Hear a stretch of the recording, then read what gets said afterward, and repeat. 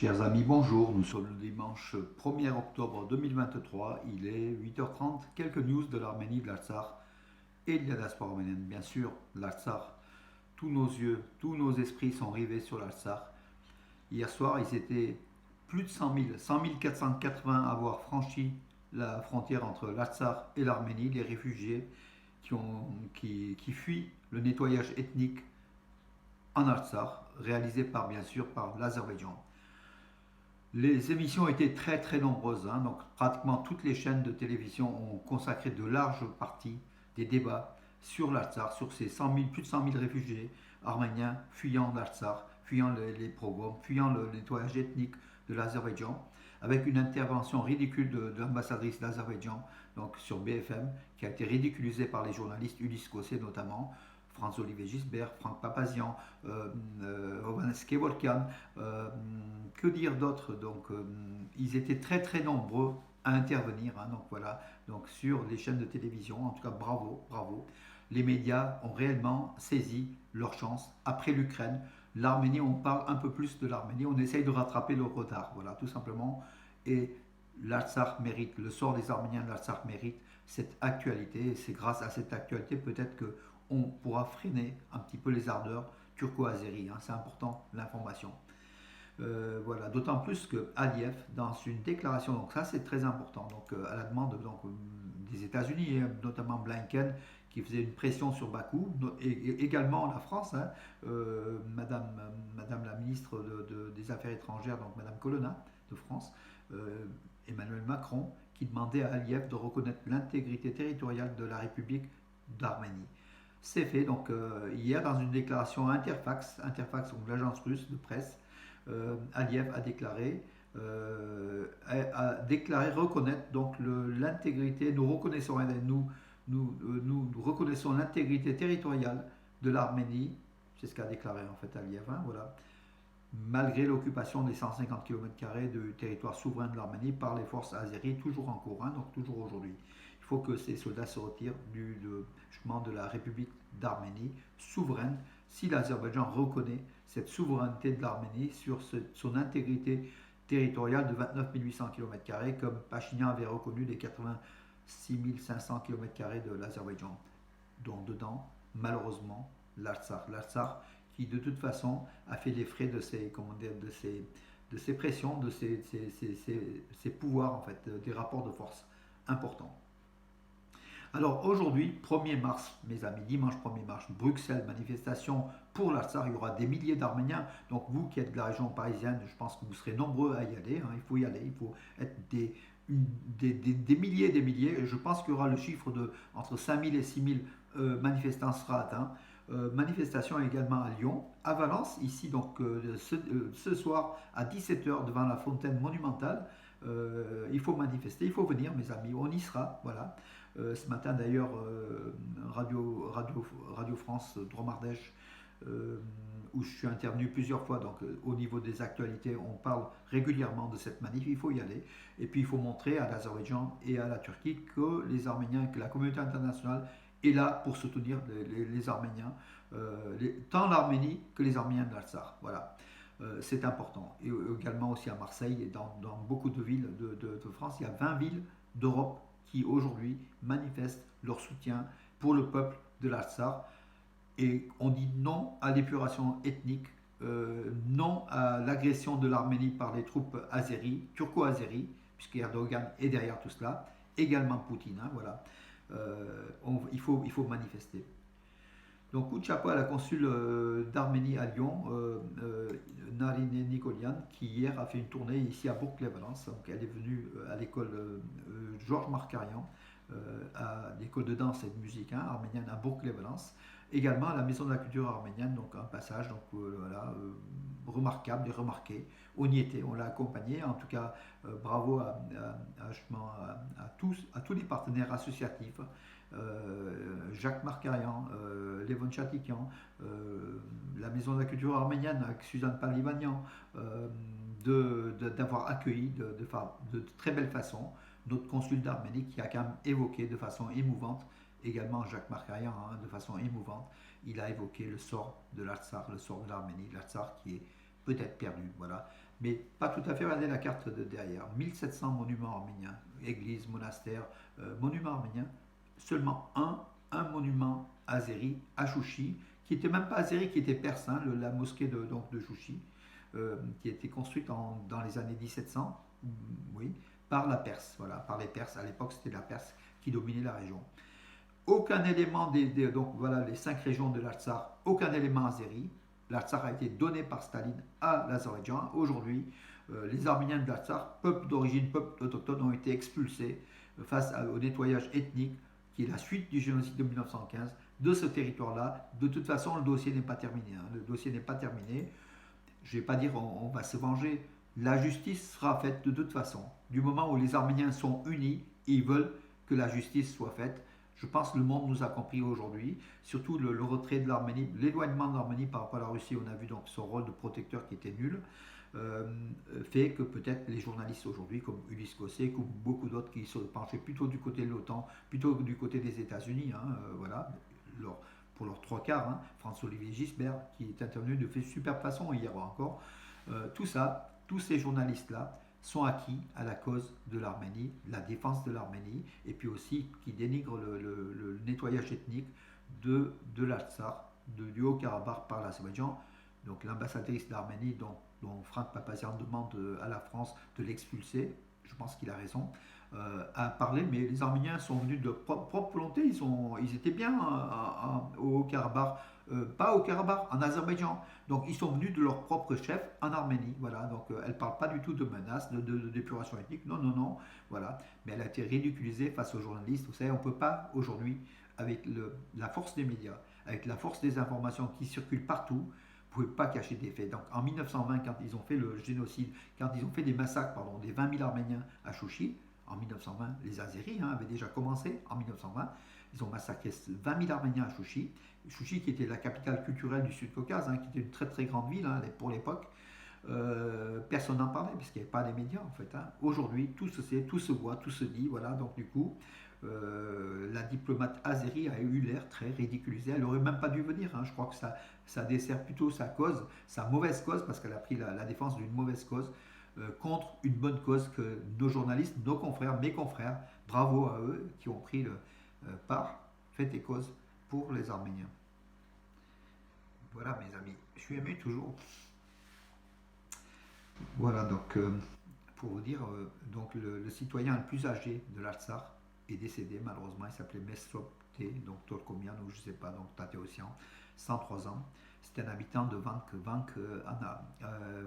Il est mort à Ardashat, il a disparu à Ardashat en Arménie. Il était donc dans la région d'Ararat. Non, de Ardashat, c'est plutôt la région enfin, c'est en Arménie, hein, donc la République d'Arménie, le centre médical d'Al-Ashad. Oui, dans la région d'Al-Ashad, j'avais raison, donc voilà. 103 ans, il est mort donc en Arménie, il était né en Artsakh, voilà, Mesrop.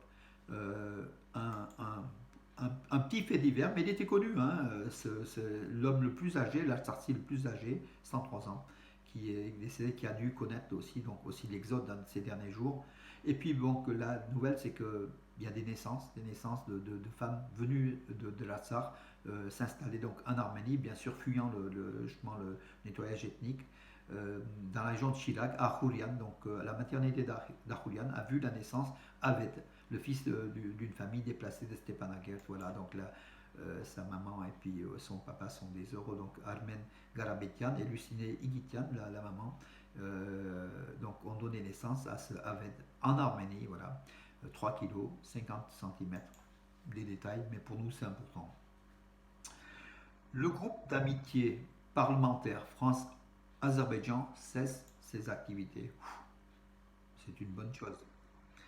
Voilà, donc en fait le député de l'Oise, Pierre Vatin, qui était le président de ce groupe d'amitié France-Azerbaïdjan, qui a été critiqué aussi, hein, voilà, très critiqué, parce qu'ils n'ont rien à défendre, ils défendent le mal en fait, hein, face au bien, face à l'Arménie attaquée par l'Azerbaïdjan. Donc il a décidé intelligemment de dissoudre ce groupe d'amitié parlementaire France-Azerbaïdjan qui n'a pas lieu d'être parce que l'Azerbaïdjan n'est pas un pays ami de la France, n'est pas un pays d'Arménie, c'est un pays voyou, c'est un État voyou. Et les députés français, grâce aux médias, le savent désormais que personne ne peut cacher. S'ils pouvaient cacher, si ces députés français pouvaient être achetés par le caviar azéri, comme Aliyev a l'habitude de le faire, hein. François-Olivier Gisbert l'a dit, hein. Il se doit, donc Aliyev se doit tous les journalistes. Ils ont beaucoup d'argent, ils dépensent 1 milliard, plus d'1 milliard pour payer des journalistes, des vacances. Vous savez, vous écrivez 2 lignes dans un journal et vous avez 15 jours de tout frais payé par l'Azerbaïdjan, que ce soit en Azerbaïdjan ou dans d'autres paradis. Enfin, l'Azerbaïdjan n'est pas un paradis, hein, ou sur les bords de la Caspienne qui sont très pollués, ou dans les Caraïbes, n'importe, ils vous payent 15 jours de voyage gratuit. Il y en a qui en ont profité, hein. On connaît donc à Paris, voilà, à une époque donnée, des amis de l'Azerbaïdjan, hein. Donc on donnera une liste exhaustive, hein, donc, de tous ces amis de l'Azerbaïdjan qui aujourd'hui se font très discrets. Il n'y en a aucun qui défend l'Azerbaïdjan, hein. C'est étonnant, hein. Voilà. Oui, donc hier à 18h, 100 480 personnes avaient quitté donc l'Artsakh. Le chiffre est supérieur puisqu'il y a quand même des personnes qui n'ont pas été déclarées. On pense que c'est 105 000, voire 110 000 Arméniens d'Artsakh qui ont quitté donc l'Artsakh. Selon Ardak Beklarian, l'ex-ministre d'État de la République d'Artsakh, il resterait pratiquement que quelques centaines d'Arméniens. Moi, je dirais quelques milliers encore, hein, donc en Artsakh, voilà, qui se cachent. Et puis, une bonne chose aussi, des services de secours de l'Artsakh courageux. Donc, il reste donc, quelques secouristes, donc quelques dizaines, voire quelques centaines de secouristes arméniens de l'Artsakh restent en Artsakh pour trouver les corps ou des gens réfugiés dans des forêts, donc en Artsakh, suite à la guerre du 19 septembre de la semaine dernière. Voilà mes amis, 11 véhicules supplémentaires donc, de la mission de l'Union européenne en Arménie. Même s'ils servent, même s'ils ne sont pas armés, c'est quand même important, cette présence de l'Union, des observateurs de l'Union européenne qui ont des jumelles, qui font des rapports et qui mettent en fait, sont des personnes dignes de confiance, neutres, qui font des rapports précis, qui va directement aux députés européens et qui va aux États-Unis, qui va partout, parce que c'est pas ni des journalistes, ni des Arméniens, ni des. Voilà, donc ils sont plus pris au sérieux dans leurs notes, tout simplement. Donc 11 véhicules supplémentaires. Et leur nombre va augmenter puisque le Canada avait demandé aussi à intégrer donc, ce groupe-là. Mais la véritable question, c'est même pas ça, c'est on veut des casques bleus de l'ONU. Bon, demain, il y aura une mission de l'ONU, d'observateurs de l'ONU en Artsakh, au Haut-Karabakh, où il n'y a pratiquement plus d'Arméniens, donc il n'y a pratiquement plus d'objets d'y aller, voire des exactions. Les exactions ont eu lieu lors de l'attaque azéri en mardi dernier. Aujourd'hui, ils ne verront rien. Peut-être ici, ils verront quelques 2-3 réfugiés fuyant un petit peu ou cachés à Stepanakert ou n'importe, mais c'est pas assez. L'ONU a dû intervenir depuis 30 ans, mais c'est vrai que la Russie ne permettait sans doute pas donc cela. Aujourd'hui, ils vont pour constater pas grand-chose. Nous, ce qu'on veut, c'est des forces, des casques bleus, le long de la frontière entre l'Arménie et l'Azerbaïdjan, parce que c'est là que se déroule justement le sud de l'Arménie, des Zangezur, qui est menacé par l'Azerbaïdjan, même si Aliyev a déclaré qu'il reconnaissait l'intégrité territoriale de l'Arménie. C'est faux parce qu'en fait hier c'était le ministre de la Défense de Turquie et demain le même Aliyev dira mais le corridor de Zangezur, donc il parle de l'Arménie comme de l'Azerbaïdjan occidental. Donc toutes ces choses-là, d'ailleurs à ce niveau-là, les journalistes ont fait remarquer, donc, et notamment comme Ulysse Gosset, que Aliyev avait prononcé, donc bien sûr on chassera les Arméniens comme des chiens. Là elle n'a pas répondu, hein, l'ambassadrice, elle a préféré changer de sujet. Et puis aussi Aliyev avait déclaré que l'Aksevan, Erivan, qui est une ville azérie, tout ça. Alors alors, qu'en pensez-vous de la déclaration d'Aliyev en disant que la capitale de l'Arménie, Yerevan, est azérie? Est-ce que vous reconnaissez? Alors l'ambassadrice, très embarrassée, a dit mais vous avez mal compris. Aliyev a dit cela. Nous irons à Yerevan tout simplement parce qu'il voulait prendre l'avion pour venir à Yerevan et signer un traité de paix. Quand même, on est en 2023 aujourd'hui. De qui se fout-elle cette ambassadrice? C'est vraiment ridicule. Mais enfin, ne focalisons pas. L'Azerbaïdjan est un voyou et capable de nuisance quand même. Ce sont nos ennemis déclarés qui ont la haine de l'Arménien et qui sont beaucoup plus armés que l'Arménie. Ils ont les moyens de leur armement et derrière, il y a une Turquie qui est forte, qui est la deuxième armée de l'OTAN. Et on n'a plus d'alliés stratégiques, donc du coup, ne faisons pas, ne vendons pas la peau de l'ours avant de l'avoir abattu, tout simplement parce qu'aujourd'hui, l'Arménie cherche des alliés. La France a promis donc une coopération militaire avec des armes de défense aussi, hein, donc qui vont venir en Arménie, qui seraient même en cours. Voilà, donc c'est le ministre de la Défense, hein, qui l'a déclaré à Kiev, Colonnade aussi. Donc en fait, on sait que la France s'est engagée derrière l'Arménie. Elle va être le leader de la défense de ce peuple chrétien d'Orient, l'Arménie, la France, qui a toujours été derrière les Arméniens, et jusqu'à présent, il n'y a eu que des déclarations.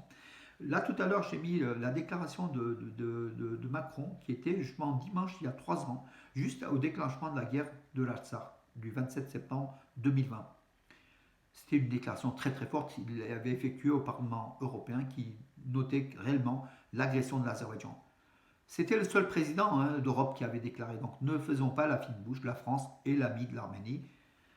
Voilà mes amis. Après, bien sûr, avec ses, comment dirais-je, elle a pas armé l'Arménie parce qu'elle pouvait peut-être pas à cause de la Russie. Mais aujourd'hui que l'Arménie demande l'aide de la France, l'aide de l'Europe, l'aide de l'Occident, en État souverain, et se détache un petit peu de la Russie, parce que Pachinian aujourd'hui c'est l'ennemi numéro un de Poutine, hein, aussi, ou numéro 2, après celui du président ukrainien, euh, les choses vont changer de façon radicale, avec des risques bien sûr de déstabilisation de la région. La Russie va essayer de déstabiliser l'Arménie, ça c'est certain. Alors d'autres, oui, David Babayan a été arrêté. Donc David Babayan, c'était l'ex-conseiller du président de la République de l'Artsakh. Il a été beaucoup d'arrestations. Donc l'ex aussi ministre de la Défense de l'Artsakh, Menat Saganyan, arrêté. Bien sûr, Vartanian, Loupen Vartanian, arrêté. L'Azerbaïdjan qui se dit, comment dirais-je, juste et qui protège les Arméniens restants de l'Artsakh, en fait veut les enfermer jusqu'au dernier. Voilà, il laisse passer quelques-uns, mais par contre l'essentiel, il veut les enfermer. Voilà.